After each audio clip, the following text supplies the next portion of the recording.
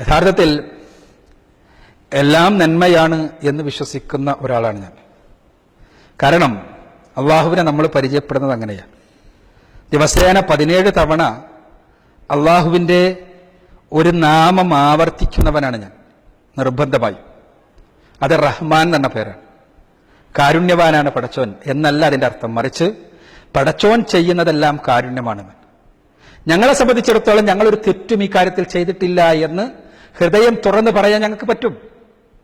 പിന്നെ ഞങ്ങൾക്ക് ആരും പേടിക്കേണ്ട ആവശ്യമില്ല. അതുകൊണ്ട് തന്നെ ഇതിൽ ആത്യന്തികമായി നന്മയാണ് എന്ന് ഞാൻ വിശ്വസിക്കുന്നു. തീർച്ചയായും എനിക്ക് പ്രതീക്ഷയുണ്ട്.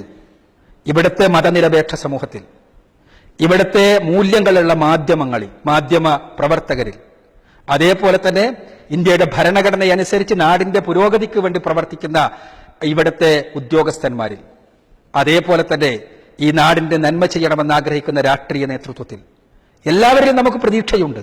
കാരണം അവരെല്ലാം നാടിന്റെ നന്മക്ക് വേണ്ടി നിലനിൽക്കുന്നവരാണ്. തീർച്ചയായും ഇത് ഞങ്ങളെ സംബന്ധിച്ചിടത്തോളം ഞങ്ങൾ പ്രവർത്തനങ്ങളിൽ വിശ്വസിക്കുന്ന ആളുകളാണ്. ഒരിക്കലും തന്നെ സാധാരണ മറുപടിക്ക് മറുപടിയും അതേപോലെ തന്നെ ദ്വന്ദ്വയുദ്ധവും നടത്തുക എന്നത് നമ്മുടെ ശൈലിയല്ല. മറിച്ച് ഇത് സ്കൂളിനെതിരെ വന്ന ആരോപണം, ആ ആരോപണത്തിന് മറുപടി ഞങ്ങളുടെ സ്കൂളിലെ കുട്ടികൾ അവരുടെ പ്രവർത്തനങ്ങളിലൂടെ നിർവഹിക്കും.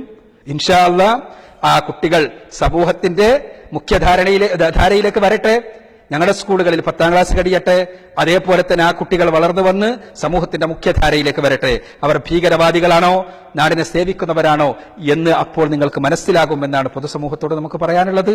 തീർച്ചയായും എല്ലാ നന്മകളിലും സഹകരിക്കുന്ന നമ്മുടെ സമൂഹം ഈ സ്കൂളിനെതിരെയുള്ള ഈ ദുഷ്ടലാക്കോടുകൂടിയുള്ള ഇത്തരം ദുഷ്പ്രചരണങ്ങളിൽ വഞ്ചിതരാകാതെ പ്രാർത്ഥിക്കണമെന്നും ഞങ്ങളോടൊപ്പം നിൽക്കണമെന്നും വിനീതമായി അഭ്യർത്ഥിക്കുകയാണ്.